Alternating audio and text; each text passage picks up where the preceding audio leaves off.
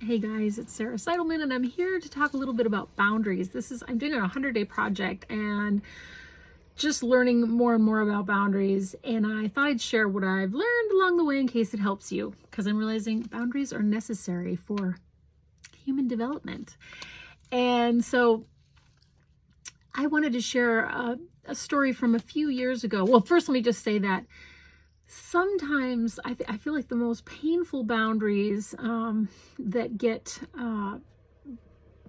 trounced are when somebody who we really love and care about, maybe a parent, maybe a partner, maybe a sister, brother, or a dear friend, one of our beloveds, out of wanting to protect us from getting hurt, or out of love, wanting to save us from some future suffering, they give us some advice or they discourage us about something that we want to do. And this is so painful. And really what it is because a boundary is being crossed. And let me just explain a little more about that. So an example from my own life is years ago when I was wanting to make this leap from being a physician to becoming a life coach, physician being a very well-respected, at least in some circles, profession, to going into life coaching, which has a variable respect and variable communities, I would say, in our culture. My mom was really discouraging of that choice by a few comments. She wasn't horribly discouraging, but she made a few comments like, I've heard life coaching, people have a very hard time making a living actually doing that. And it would, kind of implying that therapists have a more easy time of making a living with this type of work. They weren't huge things, but they really hurt me because I was at the time I was really afraid to make the leap myself, but I really wanted to shift what I was doing. So that's a really great example of, when somebody you love discourages you on the path you're choosing. Could be about the partner you're choosing, the way you're choosing to parent your children,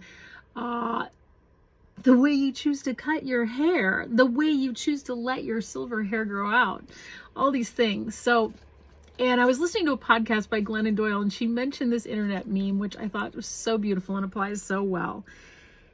I'm going to read it because I don't want to get it wrong. It's not everyone's job to understand your calling. It wasn't a conference call. And man, did that ring a bell, because I think we all have such a unique path, and how could anybody know it for us? And so to remember that is a boundary we must uphold, is like to tend to our own unique path, which many people may be confused by, not understand, be afraid of. I think my mom was afraid that I would regret my choice. Maybe you've got friends and family that you're seeing making choices that you worry that they may regret it. But ultimately, it's not everyone's job to understand your calling. It wasn't a conference call to begin with. So I hope that somehow inspires you either to uphold and honor your own boundaries, or to not trounce somebody else's boundaries who you love and care about in the name of trying to protect them from some future pain, because really that's their path. And at the very least, if you're thinking of saying something like that, to discourage them, to ask them if they'd like your advice. The chances are most people don't, I find. But you can try asking anyway. Anyway, I hope this was helpful. Mwah! Have a beautiful day.